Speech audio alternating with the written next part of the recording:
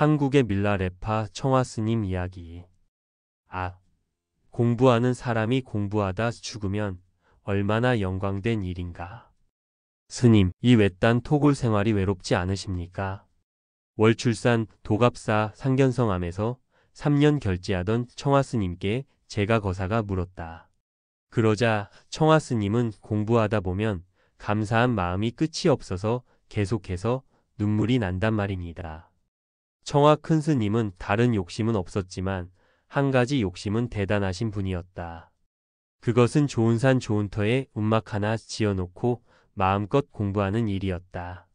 실상사 백장암 지리산 사성암 대흥사 진불암 도갑사 상견성암 태안사 토굴 칠장사 등이 큰 스님이 조그만 토굴을 손질하여 정진하신 성소이다. 토굴에 들어갈 때는 둥글레 뿌리를 가루낸 미숫가루 한 대를 가지고 한 철을 지내셨다. 출가하신 이후 몸에 좋은 약 한 첩? 다기를 갖춘 차 한 잔 들지 않으시고 청빈과 겸손의 덕행을 몸소 보이셨다. 태안사에서 정진할 때 큰 스님 처소에는 차도 다기도 없었다. 큰 스님께서는 차 안 드세요 하고 물으니 차는 한가한 선비들이나 드는 것이지요. 수행자는 공부뿐입니다. 태안사에서 큰 스님 법회가 열리면 전국에서 사람들이 구름처럼 모여들었다. 마침 그날은 장대비가 내리고 있었다. 법상에 오른 스님은 말씀하셨다. 먼저 대단히 죄송하단 말씀을 먼저 올립니다. 제가 공부가 깊어서 도력이 깊었다면 법회 시간만큼은 비를 멈추게 할 수 있는데 말입니다. 옛날 도인들은 그 정도 신통력은 갖추고 있었단 말입니다. 백장암에서 정진할 때 한의원 하던 거사가 방문하여 둥글레 미숫가루로 연명하시는 스님께 말씀드렸다. 스님, 이렇게 드시면 죽습니다. 공부하는 사람이 공부하다 죽으면 얼마나 영광된 일인가? 청화 스님의 대답이었다. 토굴 생활에서 미숫가루로 오래 생활해서인지 스님께서는 치아가 모두 내려앉아 틀니를 끼고 사셨다. 태안사에서 설법 하실 때 틀니가 빠져나오면 입안을 오물거려 제자리에 맞추는 모습을 볼 수 있었다. 태안사 선원은 구참 납자보다 신참 수자들이 주로 정진하는 곳이다. 열댓 명의 수자들이 안거하는 결제날 큰 스님께서 선방으로 오셔서 결제 대중에게 한 말씀 하셨다. 여러 대덕 큰 스님들 모시고 결제를 하게 돼서 무한한 영광으로 생각합니다. 저는 출가 이후로 43년간을 한 번도 결제를 빼먹지 않았지만 지금 와서 생각하면 정말 최선을 다해서 정진했는가 돌아보면 부끄러운 마음이 든단 말입니다. 월출산 상견성암은 청화 스님께서 3년 무건정 지나신 성소이다. 호남의 기운이 한데 모여 월출산을 이루고 월출산의 기운이 한데 모여 상견성암에 깃들어 있다. 스님들은 출가해서 50세 전까지는 어쨌든 자기 공부에 힘써야 된단 말입니다. 그러나 50세가 지나면 자기를 온전히 중생들에게 내어 주어야 합니다. 태안사에서 지낼 때 해주신 말씀이다. 출가 수행자는 50세까지는 자기 제도에 힘쓰고 50 이후는 대중교화를 위해 자신을 내놓는다는 말씀이다. 생명의 본고향 극락세계에 태어나는 법. 무생청 정보 주명호인 나무아미타불 연불은 가장 쉽고 빠른 성불법. 공부 가운데 가장 쉬운 법이 무엇인가 하면은 우리 생긴 대로 내 본래 주인공 자리인 부처를 생각하고 부처를 생각한다 하더라도 우리가 하도 쓸데없는 것을 많이 배워놔서 마음을 통일을 시키기가 쉽지 않겠지요. 그래서 부처님 명호를 외웁니다. 정토경에 보면은 부처님 이름을 무생청정보주명호라. 부처님 이름은 무생청정이라. 무생은 이것은 불생불멸이라. 낫지 않고 죽지 않고 그러면서 청정하고 또는 우주에 다시 없는 보배란 말입니다. 그러기 때문에 무생청정보주명호라. 정말로 영원한 그 빛나고 보배 같은 그런 이름이란 말입니다. 우리 인간 이름은 그때그때 부모라든가 장명가가 이름을 짓겠지요. 그러나 부처님 명호, 부처님 이름은 우리 사람이 아무렇게나 적당히 그때그때 지은 것이 아니란 말입니다. 부처님께서는 한도 끝도 없이 영생하고 영원히 모든 성품 공덕을 다 갖춘 보배의 이름이란 말입니다. 따라서 그런 이름은 우리가 한번 외이면 외인만치 우리 본래 면목으로 돌아갑니다. 무생청정보주명호라 영생의 보배 같은 청정한 이름이란 말입니다. 그러기 때문에 우리가 본래로 부처가 아니면 모르거니와 본래가 부처인지라. 본래 부처의 자리, 우주의 근본 생명 자리, 그런 자리를 우리가 그런 이름을 외인다고 생각할 때는 자기도 모르는 가운데 우리 마음이 한번 듣고서도 업장이 가벼우면 그냥 깨달을 수가 있습니다.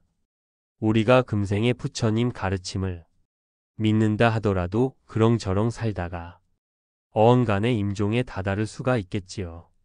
어언간에 죽음이 온다. 죽음이라 하는 것은 언제 올지를 모릅니다. 헌데 죽음에 다다라서 이래서는 안 되겠구나. 정말로 지옥이 있고 극락이 있는가는 우리가 모르겠지만 부처님께서 하신 말씀이 거짓말이 아닌 바에는 틀림없이 극락이 있을 것이다. 그래서 내가 극락에 가야지 않겠는가? 이런 사무친 마음으로 나무아미타불 관세음보살 한 가지만 불러도 좋습니다.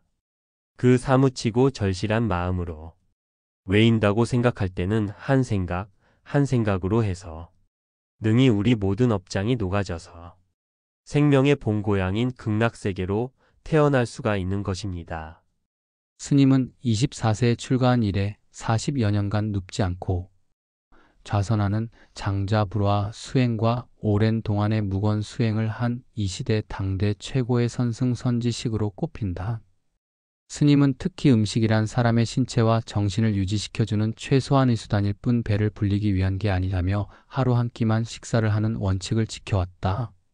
백양사 온문함에서 금타 스님을 은사로 승려 생활을 시작한 그는 대흥사, 사성암, 벽송사, 백장암, 상원암, 칠장사 등 선원과 소굴에서 수행 정진했으며 60세가 넘어서야 대중설법을 시작했다.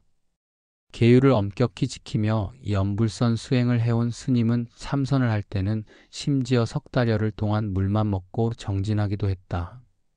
스님은 늘 법문을 통해 참선을 잘하면 내가 없고 미운 사람 좋은 사람도 없어지며 나날이 좋은 날이고 때때로 좋은 때이다라며 참선을 가장 행복한 공부라고 했다.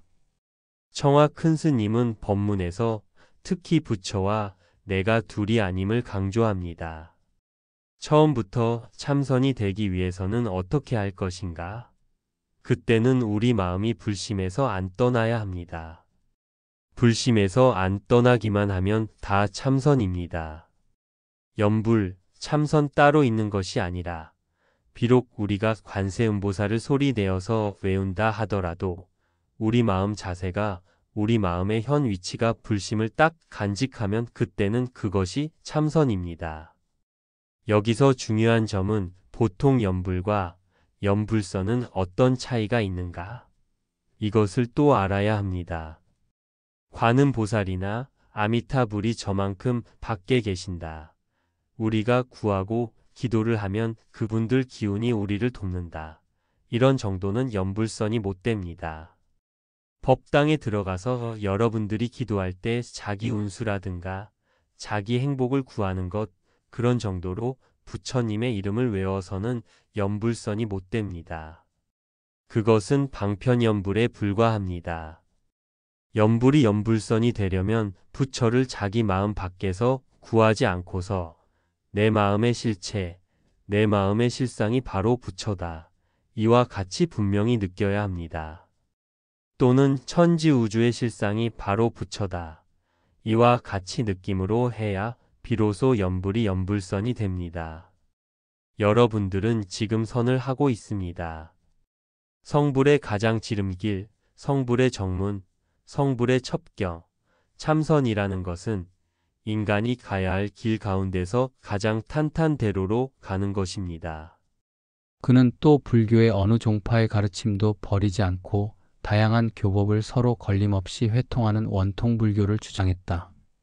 한국전쟁 당시 불타버린 곡성 독리산 태안사를 1985년부터 10여 년에 걸쳐 중창 복원, 구산 선문의 하나인 독리산문을 재건했다. 1992년 말 미국의 금강선언을 도봉산에 광륜사를 열었으며 정통선의 향운원 통불법의 요체 등의 저서를 남겼다. 스님은 제자들에게 입적 사실을 알리지 말고 최소한 간소하게 다비식을 치를 것을 당부한 것으로 알려졌다. 스님은 입적하는 그날도 평소처럼 일종식을 하시고 저녁에 상자들과 모여 법담을 하시면서 나 이제 금생에 세연 다했으니 이제 갈란다 하시며 2003년 11월 16일 10시 30분에 열반에 드셨다. 스님은 입적에 앞서 다음과 같은 임종계를 남기셨다. 차세타세간 이 세상 저 세상 거래불상관 오고감은 상관치 않으나 몽은 대천계 은혜는 대천 세계만큼 큰데 보은 한세윤 갚는 걷는 작은 시내 같음을 한스러워할 뿐이 내